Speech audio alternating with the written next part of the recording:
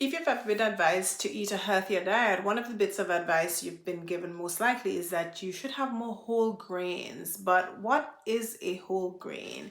And what's the difference between a whole grain and a refined grain? And does it matter that much? Like, is it such a big deal? So in today's video, we're going to talk about whole grains. I'm going to explain to you what a whole grain is so you understand when you are out and about shopping in the supermarkets, and you can make a better decision and not be confused, but you can be certain about the decision that you're making. So today we're going to talk about exactly what a whole grain is. I'm going to use this whiteboard to outline that for you. We're going to talk about the difference between the whole grain and the refined grain on your blood sugar levels, right? We're going to compare what they do to your blood sugar levels. We're going to talk about some healthy swaps, give you some examples, quick examples of healthy swaps for whole grains instead of refined grains. We are going to talk about exactly how can you tell that you are buying something with whole grains when you go to the supermarket. And then lastly, we're going to end by talking about how to eat grains in a smart fashion. All right, so let's get into it. Whole grains. What is a whole grain? So I'm going to use the example of a rice grain, right, to talk about whole grains. I mean, the grains in general, like rice, wheat, oats, corn, farro, all these are grains, right? Quinoa, but although that might be a seed, but it kind of behaves like a grain anyway, right? But what is the whole grain? Let's draw. We're going to talk about the anatomy of a whole grain, right? So using rice as an example, right? So this is a grain of rice, all right? And let's see, this is a whole grain, whole grain, okay? So this is a grain of rice, and here we have the germ, okay? So this is the germ, all right? The whole grain has three main parts. This is the germ, this is the germ, and the germ is essentially the heart of the grain. That is what has the genetic material, and it tells essentially the plant what to grow into, how to grow, etc., right? So this is the code. Now this part is the endosperm. This is the endosperm, and this is the starchy part of the grain, and this is the energy source for the grain, right? The energy source for the plant before the roots come and take hold in the soil, okay? So until you can get food via the roots, or until the roots are big enough to extract nutrients from the soil, then the plant, right, the sprouting plant is going to depend on this starchy endosperm. This is mainly starch. You might have a little bit of protein in the endosperm, but it's mainly starch. It's an energy source compared to here, the germ, where you're going to have is really the nutrient powerhouse of the grain itself. It has the protein, and it has the fats, and it has nutrients and minerals and antioxidants and so on to protect the seed, okay? And then the third part of the whole grain is the outer bran, right? So it's like an outer, it's not the husk per se. The husk is what you clean off, but the bran is a protective coating. It protects the seed, right? It protects the germ and the endosperm. And the thing about the bran, right? Thing about the bran is that this is where you get most of the fiber from, right? There might be a tiny bit of fiber in the sperm, but most of the fiber comes from the bran of the grain. And also, in addition to fiber, you're going to also have some fat, and then you're going to have some minerals and some vitamins as well, especially B vitamins, right? Now, the bran, like I said, it protects the grain in general from like bacterial infection, fungal mold infection. It also, as it sprouts into a little plant, it prevents the whole seed from being waterlogged, prevents the endosperm and the germ from being flushed with too much water and being waterlogged, right? So it lets water in more gradually, all right? And it's just a barrier for pests and so on in general. So this is a whole grain. Now, a refined grain, okay, and we're using the example of rice, right? So a refined grain would be like white rice, all right? So this whole grain, this example is brown rice. So you can see brown rice is brown because it has the bran, and then it's a whole rice grain, it has the germ, right? Similarly for whole wheat as well. But with refined or white rice, right? Refined grain or white rice, all you have, right?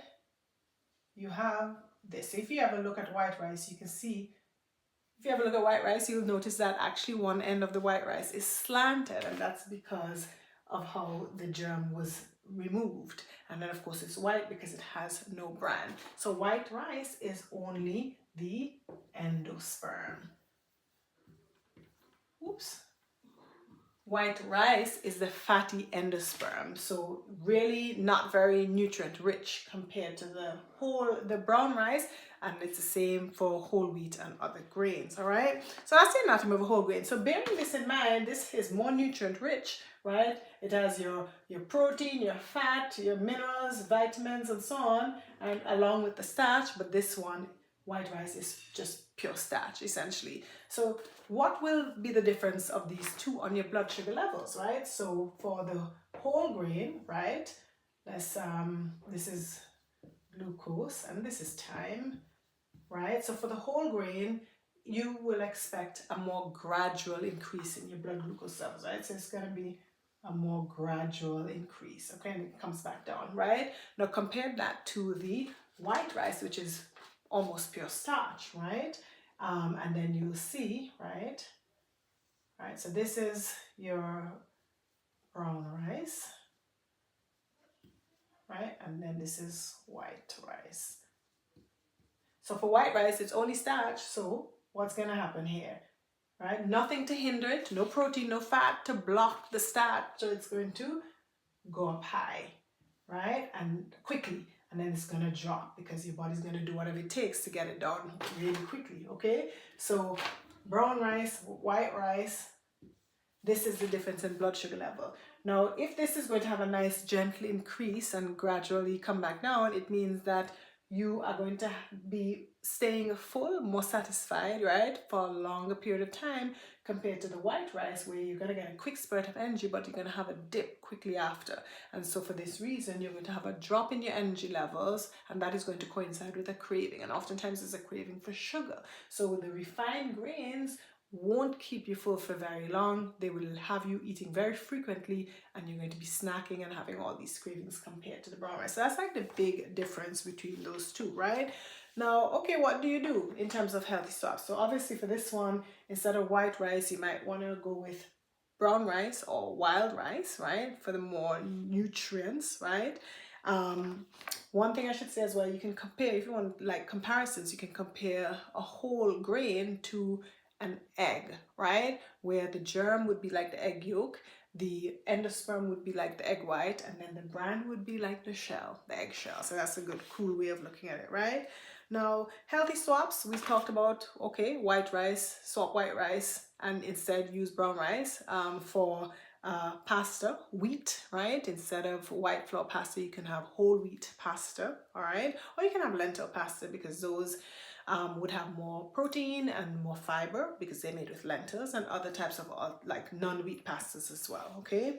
For cornflakes, corn is another grain, and oftentimes the kernel, which would be the germ, the kernel is removed from the corn, but when it comes to corn flour, corn meal, it's the shell, right, or the skin of the corn that's removed, as well as the kernel. So you just have the the starchy part of the corn that is ground to make the cornmeal.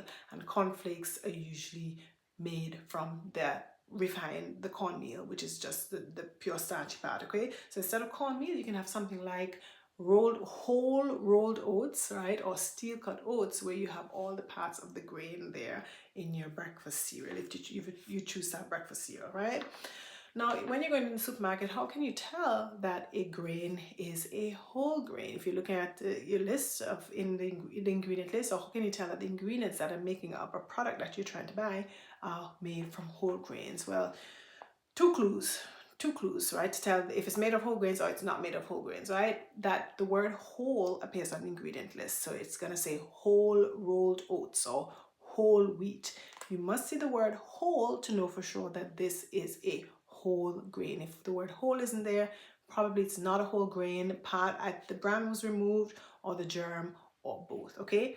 Second clue, right, is you do not want to see the word enriched on that label, okay? If you see enriched flour, then automatically you know that it was a refined flour, refined to the point where the bran with all the vitamins and minerals, that was removed, and the germ was removed, and they had to enrich the refined starchy endosperm flour by adding back nutrients, adding back some vitamins and some minerals. Okay, so if you see the word enriched, and oftentimes in most processed foods will have enriched wheat flour, automatically you know that is not a whole grain, and that's something you might want to consider avoiding. Okay, finally, how do we eat? How should you go about eating grains in a smart fashion? So I asked the question at the beginning, like, is it such a big deal if you eat whole grains versus refined grains? Maybe not, depending on what you have this grain with. Okay, so if you have refined grains but you're eating the grain, so you say you have white rice. I like white rice. So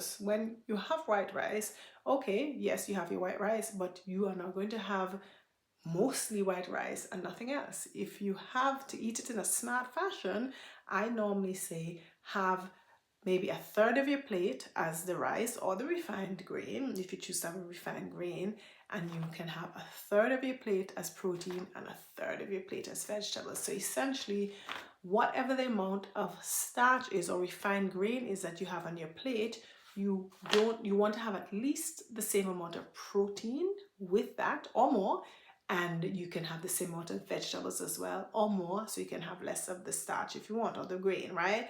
But it shouldn't be that you have half a plate or more of grain, refined grain, and then just a little bit of protein and a little bit of vegetables or no vegetables, right? So you don't want to have a big old bowl of pasta and then you just have a little sauce or a lot of sauce and a little meat in that. Okay, that is very imbalanced. Okay, so if you're having your grain, whether it be whole grain or even refined grains, with other things, it means that the protein and the fiber and the fat will block the path of the starch in your grain, whole or refined, so that you don't have this rapid increase in your blood sugar system, right? You have a more gradual increase because your body now, your digestive system has to contend with protein and fat, and so it's going to be a more gradual, measured increase in blood sugar levels as opposed to this rapid increase and drop. Okay, so that is how you're going to eat these things in a smart fashion. Another thing as well is that you might decide that, hey, I'm going to have sprouted grains. So if you have sprouted grains, it means that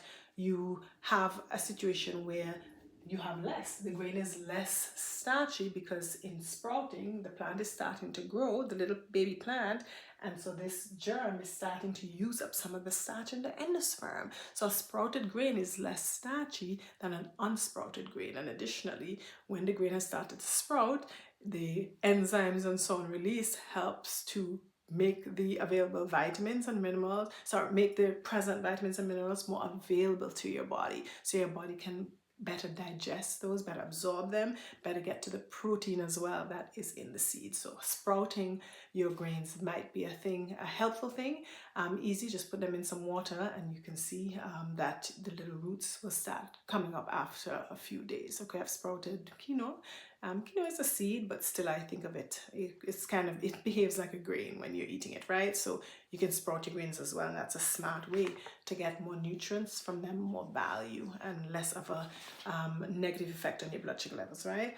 So the bottom line is that essentially you want to have your grains as close as possible to nature. Okay, you don't want the factories taking out the beneficial protein and fat and fiber. All right, and if you are having refined grains, then you definitely want to combine those with a good healthy portion of protein and fiber-rich vegetables, and you want to incorporate fat as well in that. And fat will usually be coming with your protein, and you can prepare your vegetables in oil, olive oil, butter, and you can definitely add some butter or other healthy fat to your starch, whatever starch you choose to have. All right, hope you all found this video helpful, and if you did find this video helpful, definitely share it with somebody else who would benefit from this information. Thanks for watching. I'll see you on the next video. Bye.